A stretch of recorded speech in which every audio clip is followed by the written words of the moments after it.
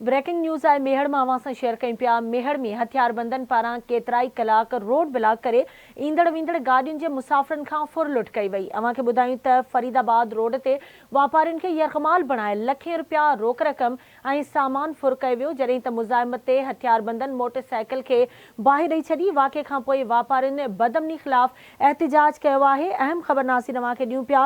मेहड़ में हथियारबंदनि पारां केतिराई कलाक रोड ब्लॉक करे ईंदड़ वेंदड़ गाॾियुनि जे मुसाफ़िरनि खां फुर लुट कई वई।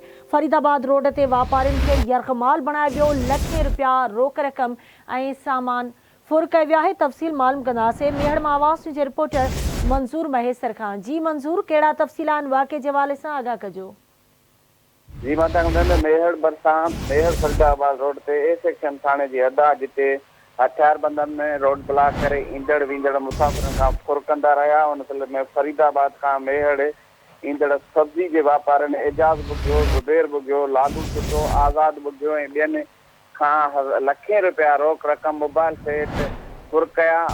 वापारियुनि ते हथियारबंदनि तशदुद करण बाद वापारियुनि जी मज़ाहमत ते मोटरसाइकिल खे बाहि ॾेई साड़े छॾियो, जॾहिं त उन मौक़े ते वापारियुनि बदअमनी ख़िलाफ़ सख़्तु एहतिजाज कंदे चयो त मेहड़ में बदअमनी वधी वई आहे। रोड रस्ता ॾोहारनि जे कब्ज़े हेठि आहिनि। इन्हनि एसएसपी दादू खां घुर कई आहे त मेहड़ में वधियल बदअमनी जो नोटिस वठी ॾोहारनि ख़िलाफ़ कार्रवाई करे वापारियुनि खे तहफ़्फ़ुज़ ॾिनो वञे। ठीकु आहे, मुंहिंजी महिरबानी मंज़ूर अपडेट करण लाइ।